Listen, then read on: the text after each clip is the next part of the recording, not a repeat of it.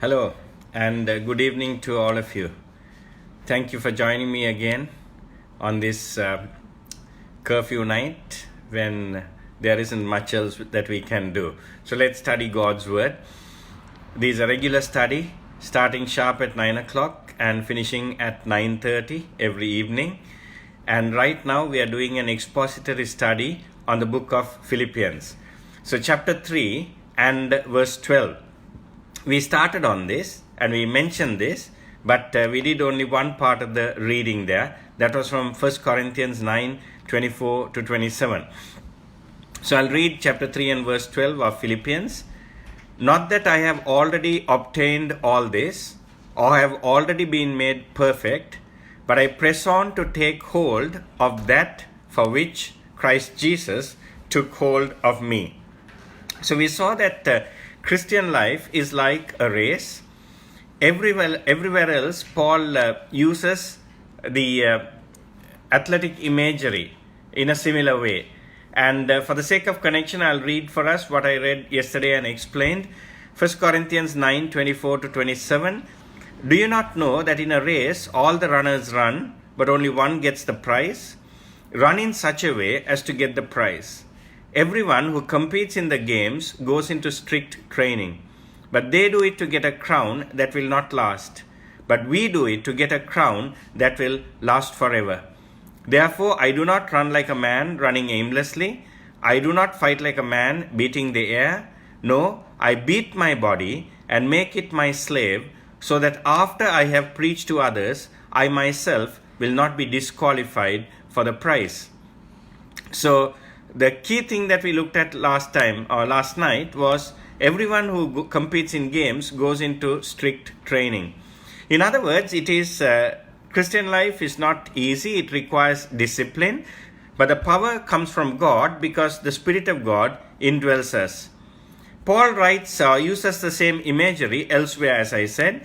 1 Timothy 6:12, fight the good fight of the faith, take hold of the eternal life to which you were called when you made your good confession in the presence of many witnesses.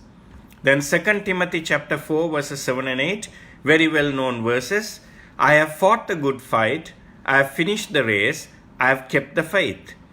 Now there is in store for me the crown of righteousness, which the Lord the righteous judge will award to me on that day, and not only to me, but also to all who have longed for his appearing. So this verse clearly teaches us or emphasizes a particular concept that is very seldom taught in our churches today, which is the Bema seat of Christ or the judgment seat of Christ, when the Lord Jesus will review our lives. After the rapture, when we are taken up into heaven itself, he will review our lives and he will reward us according to what we have done, according to how we have lived. Hebrews chapter 12 verse 1. Therefore, since we are surrounded by such a great cloud of witnesses, let us throw off everything that hinders and the sin that so easily entangles, and let us run with perseverance the race marked out for us. So it gives the imagery of an athlete once again. An athlete, when he runs in a race, he carries the bare minimum of weight. They wear very thin clothing, and some of the athletes don't even wear stockings or socks because that will add to the weight, and some of them shave their heads in order to reduce the weight. You don't see an athlete running with a full suit, carrying a large backpack as well as a briefcase and running, because an athlete throws off everything that hinders and everything that easily entangles so that he may win the race. So even we as believers are exhorted to do the same thing, that we need to press on to take hold of that which Jesus Christ took hold of me. So we have to strive. So here the word perfect, if I may go back to that verse, or have already been made perfect. I have not already been made perfect, Paul says. The word perfect there primarily means, in this context means, complete or reach the end. So Paul says, I have not reached the end of my journey. I'm still running the race. I have not completed the race. But later on in his life, as he writes his last epistle, which is 2 Timothy, then he says, I have finished the race.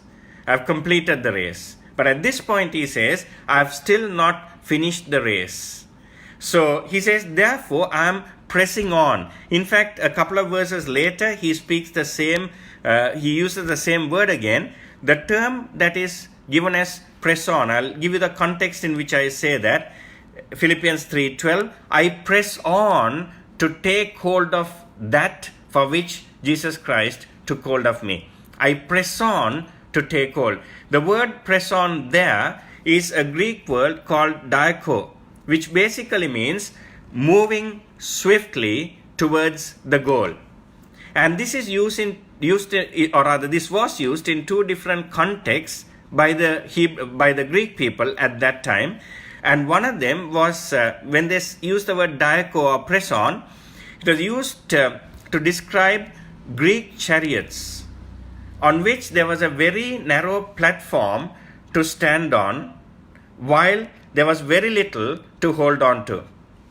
So the charioteer had to lean forward and strain every nerve and muscle in order to maintain balance and control the horses.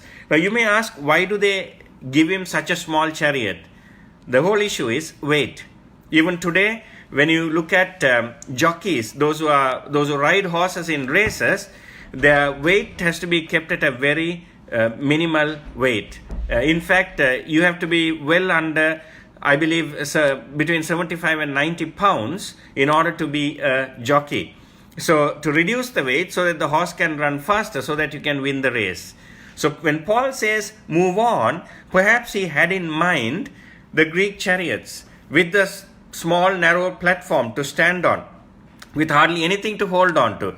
And the charioteer had to lean forward, strain every nerve and muscle to maintain balance and control the horses. Which means we also must press on. That's one of the things that I mentioned earlier at the beginning of this study, is that when it comes to our faith, the Christian faith, it needs to be something that is progressive, something that is moving positively forward. And that's very important to realize. We need to struggle and strain and put in our 100% effort in order to succeed. So Philippians 3 and verse 13. Pardon me. Philippians 3 and verse 13.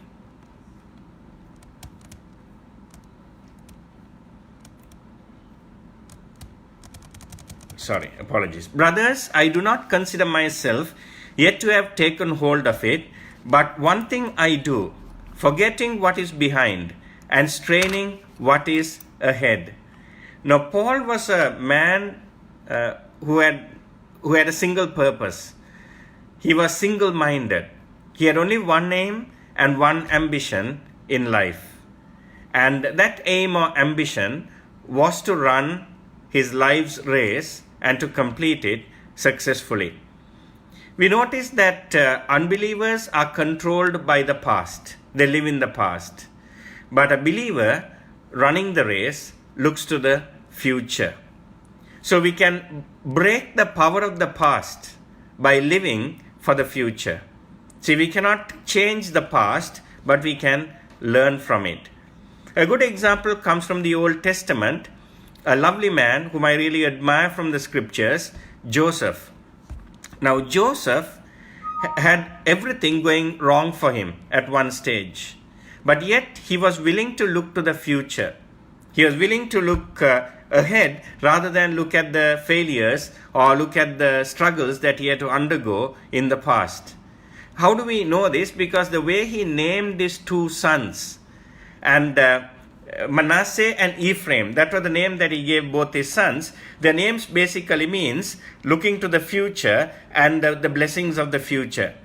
So, because Joseph was willing to forget the past and look to the future, God opened out many doors and avenues and opportunities for him. He became the number one person in the largest or the greatest empire of his time, the Egyptian Empire. He was like the prime minister to Pharaoh of that empire. So we see that we can break the power of the past by living for the future. All of us, every single one of us, without exception, have something about the past that we regret. The longer we live, the more we have to regret. But we need to remember that it's no point dwelling in the past.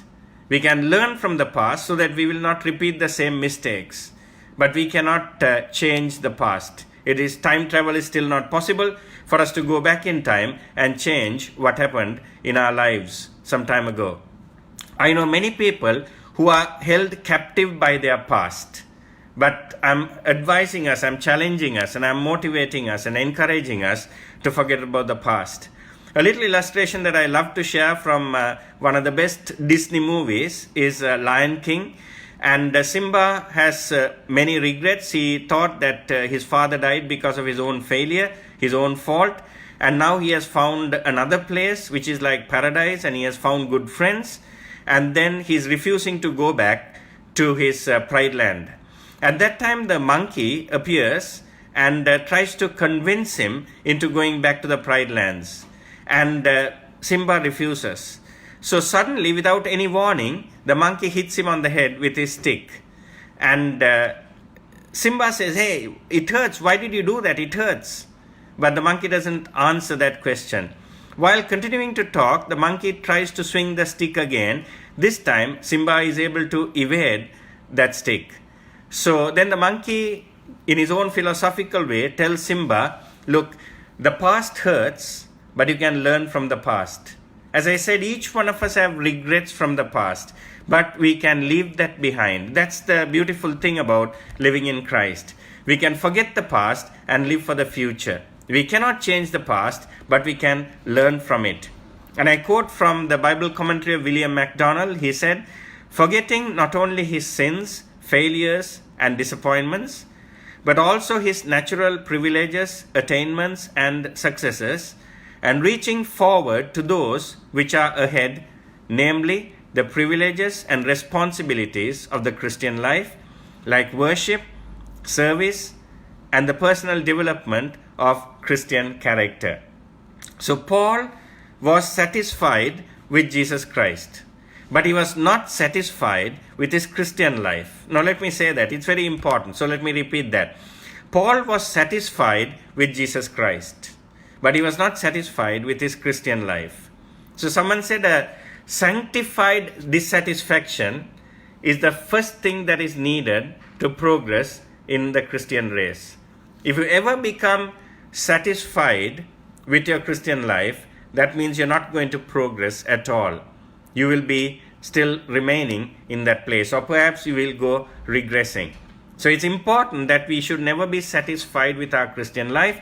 We need to have the desire to grow and press on towards the goal that the Lord has set for us. Many Christians are self-satisfied because they compare themselves with other Christians, usually those who are not making much of a progress in their Christian lives. So that's the same mistake that we should avoid. And I warned us about this a couple of nights ago, so let me warn us again. We should never set our standards or set our goals based on those who are around us. Never compare yourself with any other church member or any other Christian, or not even with your pastor or your priest. Compare yourself to the standard of Christ. Paul compared himself with Jesus Christ. And then when you compare yourself with Christ, then you know that you have a long way to go. Verse 14, Philippians 3:14. I press on toward the goal to win the prize for which God has called me heavenward in Christ Jesus. So he talks about a goal. I press on toward the goal. The Greek word there is skopos, which basically means a mark on which you fix your eyes. In my younger days, I used to be an athlete in my school days, and one of the things that my running coach taught me is this. He basically said, look, when you're running, I used to do the short distances, 100 and 200 meters. He said, look, don't even look at the track next to you. Don't look at the guys who are running next to you. Look straight ahead. Just look at the finishing line. Look at the finishing line and the tape there. And that's where your focus should be. So that's exactly what Paul is telling us, that we need to press on towards a mark on which to fix our eyes. And then he goes on to speak about, I press on toward the goal to win the prize for which God has called me heavenward in Christ Jesus. Now we talked about a race. We take part in a race in order to win the prize. That's a prize that is won in a race or in some kind of a competition or game. In Greek races during the time of Paul, the winner received a wreath of leaves and occasionally some cash award. Not the millions that athletes win today, but some kind of cash award. The Christian receives an award of everlasting glory at the judgment seat of Christ or at the Bema seat of Christ. Now let me once again stress that, because it is seldom taught in today's world. The judgment seat of Christ or the Bema seat of Christ is where the Lord Jesus will sit and judge believers, not for their salvation, because our salvation has already been worked out on the cross at Calvary, but for our eternal rewards, for our eternal glory, for our eternal responsibilities, so that we will be given responsibilities and rewards, glory and honor in heaven based on what we do for the Lord Jesus here, what we do for His kingdom here, what we do for His church here, and what we do for fellow humanity here. So a crown of righteousness is the prize that is promised for those who run their Christian lives well. This is given in 2 Timothy chapter 4 and verse 8. Let me repeat that. A crown of righteousness is the prize that is given to those who run well in their Christian lives. So let us be encouraged and let us run the race that is set before us. Let us not give up. Let us show perseverance. Let's run with the right motives, and we will be rewarded with a crown of righteousness. So Paul's ultimate aspirations are not found in this world. Sadly, many of us, a vast majority, our dreams, our goals and ambitions end with this world. The day we stop breathing, the day we die, we leave it all behind. The billions that we make, the qualifications that we have, the positions that we have, the titles that we have are gone. And in a couple of generations, people would have forgotten about us. But if our aspirations are in heaven, then our rewards are great, because it is eternal. It will last forever. So Paul's ultimate aspirations are not found in this life, but in heaven, because Christ is there. Colossians chapter 3 verses 1 to 2. Since then, you have been raised with Christ. Set your hearts on things above, where Christ is seated at the right hand of God. Set your minds on things above, not on earthly things. So once again, let me stress that phrase, press on. I press on toward the goal. I use the example of a charioteer in a chariot race. There is another illustration that Greeks use this word on. Press on is used of a hunter eagerly pursuing his prey with determination. Now we in the 21st century, we generally get our food from supermarkets, and or during the time of curfew, people come in lorries and vans and deliver our food to us. But in our case, we don't have to really pursue our prey, because, for example, the meat or the vegetables that we are buying are usually plucked or killed. So the chicken or the beef that we eat, the animal or the bird is not running away from us. But in those ancient days, when you had to hunt your food, you have to be determined. You cannot say that the animal is too fast for me, then you will starve and your whole family will starve. So the hunter had to press on. He had to eagerly pursue his prey with determination. Can we do the same thing with our Christian life? Can we eagerly pursue, press on with determination the goal to win the prize that Christ has given for us? So continuing on from verse 15, is an exhortation to a heavenly walk, because we are citizens of heaven. That is from chapter 3, verses 15 to 21. So Philippians 3:15. All of us who are mature should take such a view of things. And if on some point you think differently, that too God will make clear to you. For those who have made reasonable progress in their spiritual growth and stability, Paul is saying, continue to think like this, and you must not become complacent. One of the greatest enemies of a victorious Christian life is complacency. There is a phrase in the English language which is ancient, comes from the Greek times, and it says, do not rest on your laurels. If I use a cricketing simile, you score a century today. It doesn't mean that you will score a century tomorrow. You've got to start with 0 all over again, and you can get out for 0. So in the same way, we must ensure that we are no longer complacent, that we must always be watchful in prayer, in Bible study, in worship, in service, in fellowship. We cannot take the foot off the accelerator. We cannot take the foot off the pedal. We need to continue to press on towards the goal. Now, the reason why we have easygoing, or why we have such an easygoing, complacent type of Christianity today is that because we do not want to know and to obey the demands of ideal Christianity. Many Christians, a vast majority of Christians, are quite happy with a kind of a form of godliness without showing the power thereof. This far and no further kind of Christianity. And we will just go to church, mark the register with God, and that's it. And then we are not bothered about Christianity. But ideal Christianity has or places huge demands on us. The standards that God expects from us is fairly high. Verse 16. Only let us live up to what we have already attained. We must put into practice the truth that we know.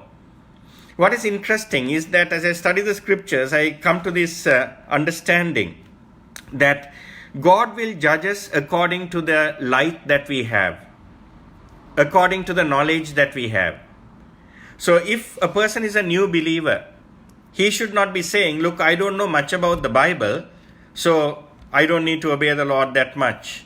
Now, what the Lord expects from us is that we are responsible for the truth that we possess, the extent of the truth that we possess. We should live up to whatever light the Lord has given us. So as we continue to grow in the faith, the amount of light that the Lord will give us through His Word and through prayer is great. Then our responsibilities also become greater. Biblical history is full of people who began the race, their Christian life or their spiritual race, with great success, but failed at the end. As we must remember that it's very easy to start a race, but it's very difficult to complete it. An average marathon, the famous top 6 marathon races in the world, about 35 to 40,000 start running that race, but only about 300 or 400 complete the race. A great Christian writer on management and leadership, he said that out of all the leaders whom God had called, anointed, chosen, and equipped in the Bible, only 3 out of 10 have ended their lives successfully. So that is 30%. And I can't think of any examination in any field of study that will give you a pass mark if you get 30, or pass ranking if you get 30%. So only 30% of people called and equipped and empowered by God have finished the race well. Look at Lot, for example, in the Bible. I find it ironic that he is called Lot because at the end of his life, he had absolutely nothing left. He lost his family, and eventually his daughters became pregnant through him. They got him drunk and had children through him. He lost everything in life, and his descendants became a thorn in the flesh to the people of God, Israel. Think of Samson. Without a doubt, physically the strongest person in the whole Bible. And he had an enormous amount of strength which God gave him in order to defeat the Philistines. What happens to him? He didn't finish well. Ultimately, he is a prisoner with his eyes taken out and chained to a wall. And he finally became like a piece of entertainment for the Philistines just before his death. Think of King Saul in the Old Testament, the first king over the people of Israel, over the United Kingdom of Israel. And what happened to him? He started off well. He was a very humble man, and initially he was God-fearing. But eventually he feared men more than God.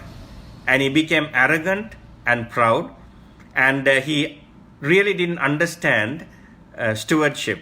He thought that the kingdom belonged to him and to his family, without realizing that the kingdom belonged to God. Ultimately, he virtually commits suicide. One more example from the Old Testament, and that is Solomon, King Solomon.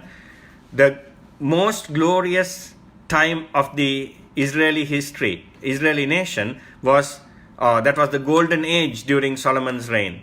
He had wisdom, understanding, and riches beyond measure. What happened to him? He had a problem. Comfort overtook.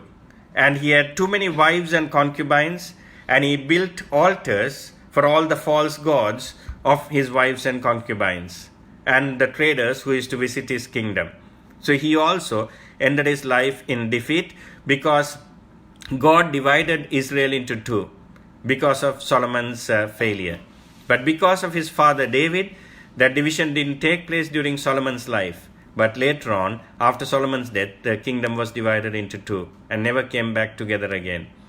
In the New Testament also there are examples, those who have started well and those who have started well and finished badly. So you see that not only Bible history, but church history is full of people who began the race with great success, but failed in the end.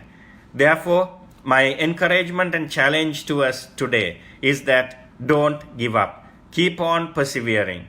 The biggest challenge Satan will put across to us will be disappointment and discouragement. But do not give up. Life is not easy. God didn't promise us a bed of roses here. It is a struggle. But what He has promised us is the power to overcome, because God the Holy Spirit indwells us. So let us look unto Jesus, the author and perfecter of our faith. Interesting, isn't it? Hebrews 12, 1-2.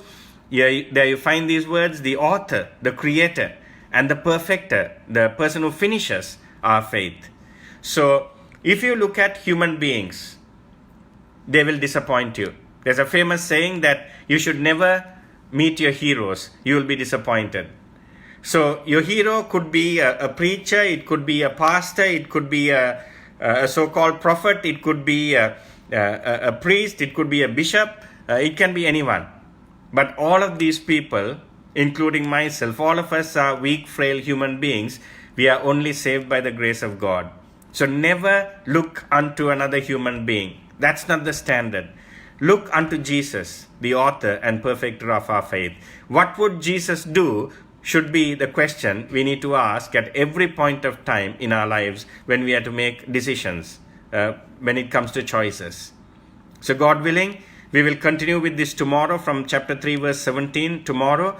And I believe that God would have spoken to us because His word never returns to Him void. And He uses weak human vessels like me in order to teach God's word. So look beyond the vessel. Look into God's word. Look at God Himself. And think about this. I'm going to finish by praying, and I will upload this to my Facebook page. If you are joined in late, or if you want to watch it again, you are free to do that as soon as the upload is over. So join me again tomorrow night at 9 o'clock. Every night, 9 o'clock Sri Lanka time, we meet together to study God's word. And we are doing the book of Philippians now, and chapter 3 and verse 17. We'll commence with that tomorrow. So our Father, who dwells in heaven, our God who dwells in light, in the midst of the congregation of his saints. Lord, to you all honor and glory. Lord, we acknowledge that you are the only God and there is no other God beside you. Lord, we thank you that you have revealed yourself to us through your Son, the Lord Jesus Christ. Thank you, Lord, for the salvation that we have in Christ. Thank you, Lord, for the challenge that you have thrown before us today through this study. Help us to persevere and press on towards the goal in order to win the prize in Christ Jesus. Father, we continue to pray for victory over this coronavirus. We pray and ask you, Father, that you will give victory to your people, to this world, so that life can return to normalcy. We commit each and every one of us into your hands. We commit our families also into your hands, Father. Provide for us, protect us, and keep watch over us. In Jesus' name we pray. Amen. Good night and God bless you.